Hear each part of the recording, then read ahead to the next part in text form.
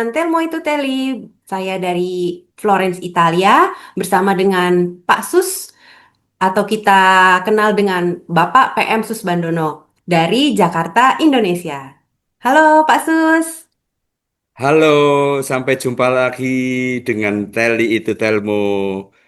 Apa Telmo itu kabar? Teli. Telmo itu Teli, apa kabar? Baik Pak Sus, makasih Pak Sus udah Oke, bersedia untuk kembali lagi di acara kita membangun jembatan bukan dinding. Oke, hari ini kita siap. mau ngebahas tentang tenggang rasa.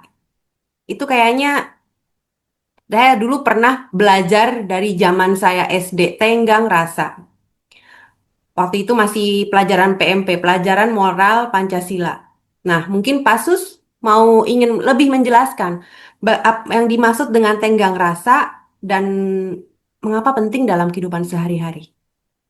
Silakan Pasus. Baik, baik Teli. Tenggang rasa itu adalah sikap menghargai dan menghormati orang lain.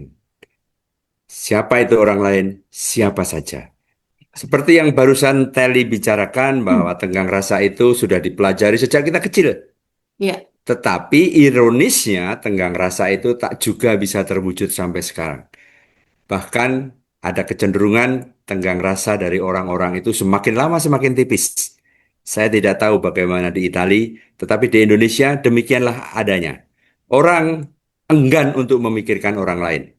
Dia memikirkan diri sendiri saja.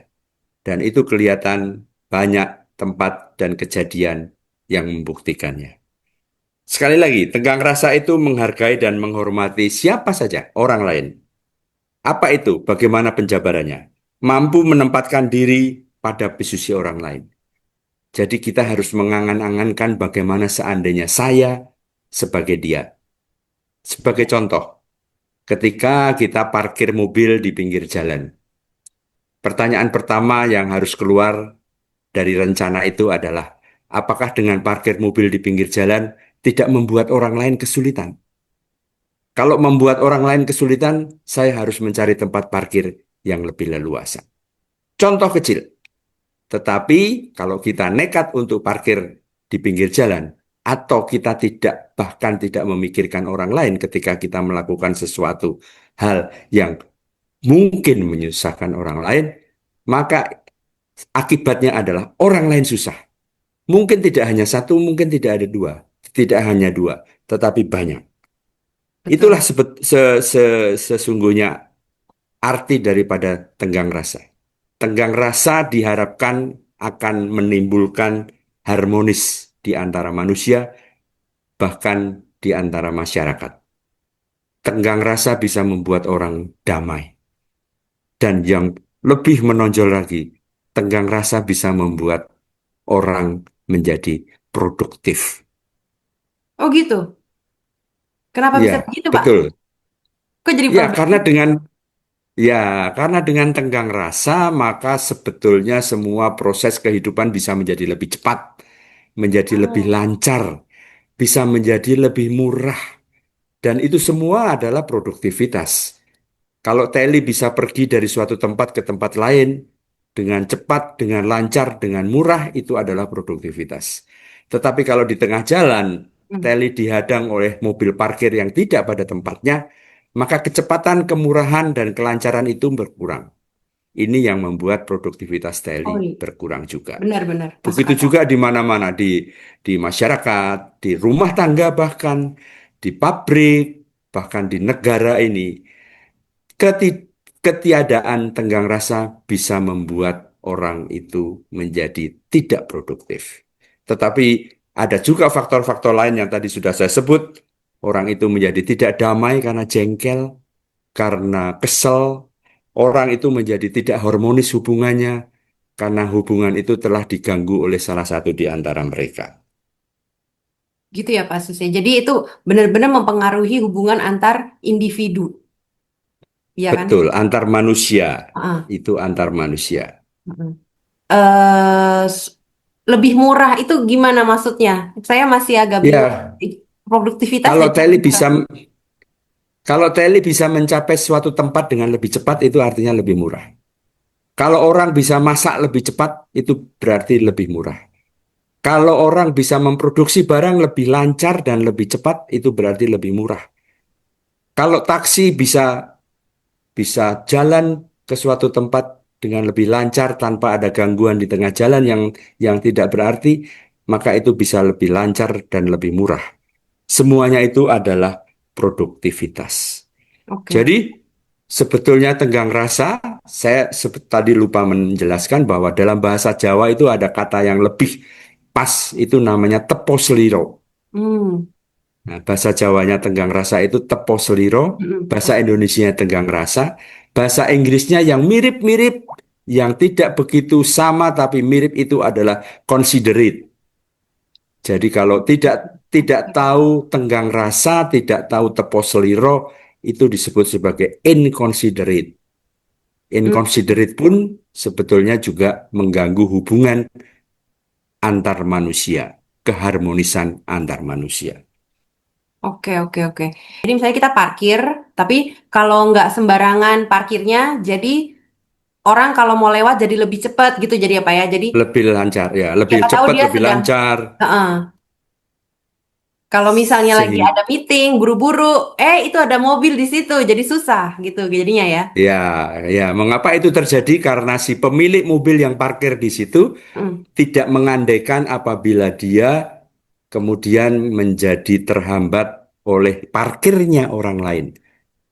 Betul, Itulah. betul, betul, Sehingga betul. dia tidak membayangkan orang lain. Yang dipikirin hanya diri sendiri saja. Tenggang rasa atau tidak bertenggang rasa itu sangat erat kaitannya dengan egois. Jadi orang yang egois tentunya sulit untuk bertenggang rasa. Kalau misalnya dalam hal pemerintahan nih Pak, bagaimana Ya, tenggang sama aja. rasanya? Ya, Sehat. sama saja bahwa pemerintah atau penguasa itu seharusnya menganggap masyarakat atau rakyatnya itu adalah tuan, adalah orang yang memberi kita amanah. Oleh sebab itu, orang yang pertama kali harus diberi tegang rasa adalah masyarakat. Bukan dimusuhi, bukan ditantang, bukan dicari-cari kesalahan, tetapi justru harus dihormati dan harus diberi kesempatan untuk berkembang. Sehingga hubungan antara pemerintah dengan masyarakat, dengan rakyatnya, itu bisa harmonis, bisa lancar, dan secara totalitas itu bisa menjadi lebih produktif. Sekarang caranya Pak, solusinya gimana biar orang-orang bisa lebih memiliki rasa tenggang rasa, tepo seliro. Itu Ya, piye Pak? Bagaimana? ya itu sebetulnya adalah dimulai dari budaya. Hmm. Apabila kita mempunyai budaya yang saling menghargai, terutama menghargai perbedaan, Mm-mm. apabila kita mempunyai empati, harus ditanamkan dalam masyarakat umum, masyarakat luas.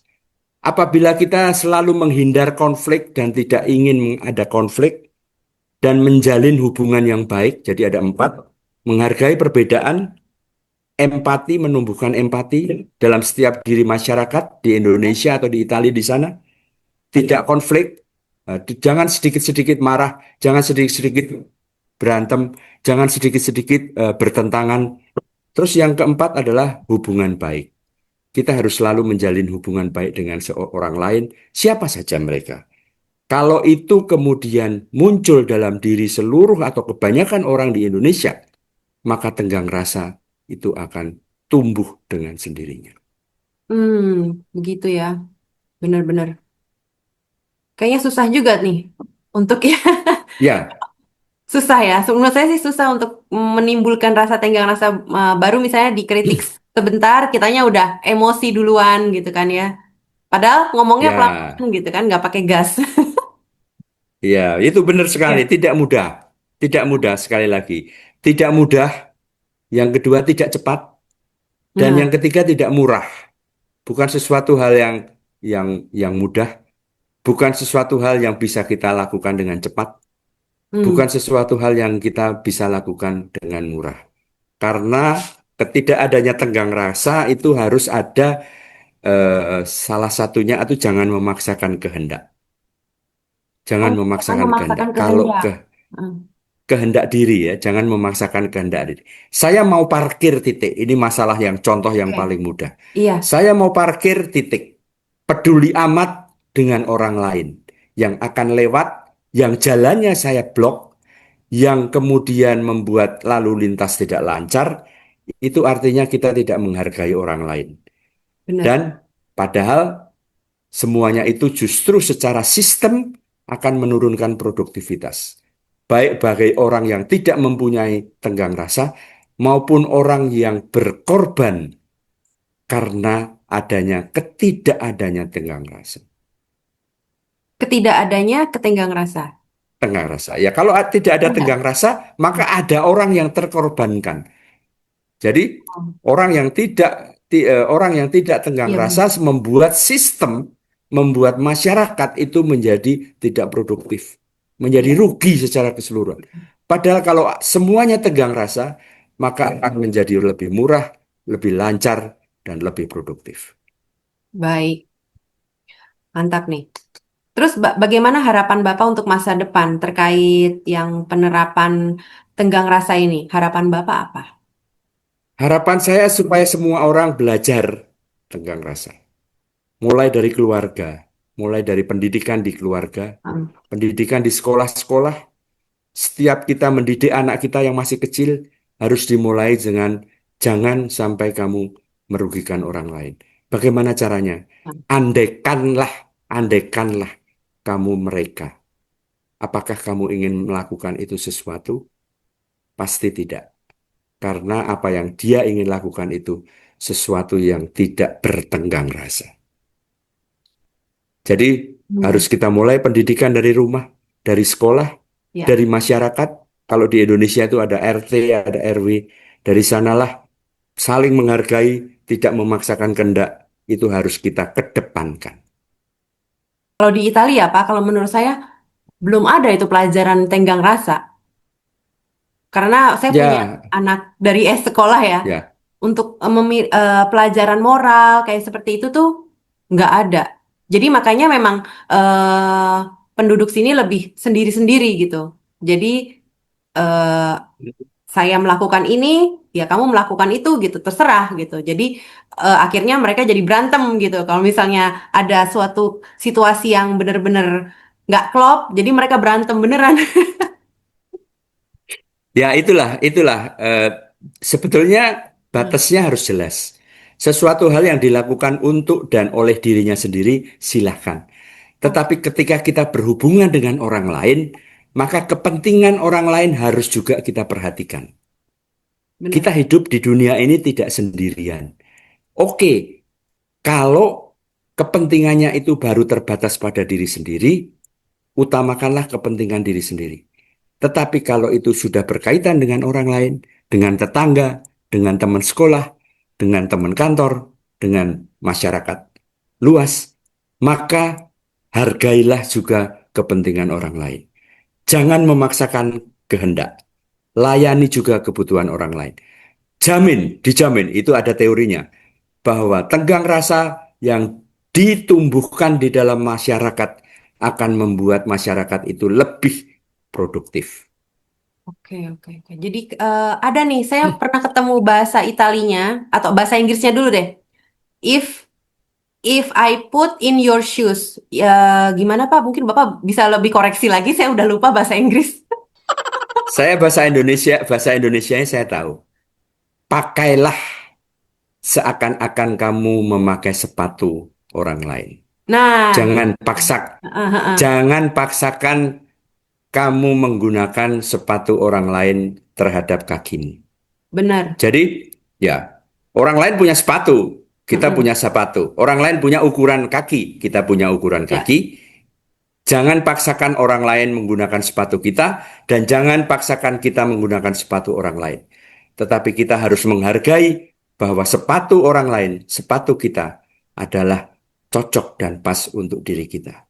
Ketika itu berelasi dengan orang lain, maka itu harus saling menghargai, tidak memaksakan kehendak, dan saling melayani. betul. Iya, itu dalam kalau bahasa Italia nih saya tahu malahan. Eh, Ya, silakan Pak Saidal. Oke. Mettiti nel tuo nel miei pani. Jadi mettiti, jadi coba pakai jika situasinya kamu dalam kondisinya aku gitu. Mettiti Ya, pakai jika nei miei pani dalam baju saya atau sepatu saya gitu. Jadi ya sama aja ya, sih bahasa ya. Inggrisnya ya seperti itu atau bahasa Indonesia yang kayak gitu juga. Cuma di bahasa Italinya seperti itu. Ada pesan terakhir Pak yang ingin Bapak sampaikan kepada Baik. pendengar dengan Saya kalau Anda search di Google atau di ah, artificial intelligence, banyak sekali quote pepatah yang berkenaan dengan tenggang rasa. Ini membuktikan bahwa tenggang rasa itu adalah suatu hal yang penting. Manusia hidup bermasyarakat tidak bisa lepas dari tenggang rasa. Ada satu quote atau dua quote dari bahasa Inggris yang ingin boleh saya boleh. sampaikan. Consideration for others brings many things.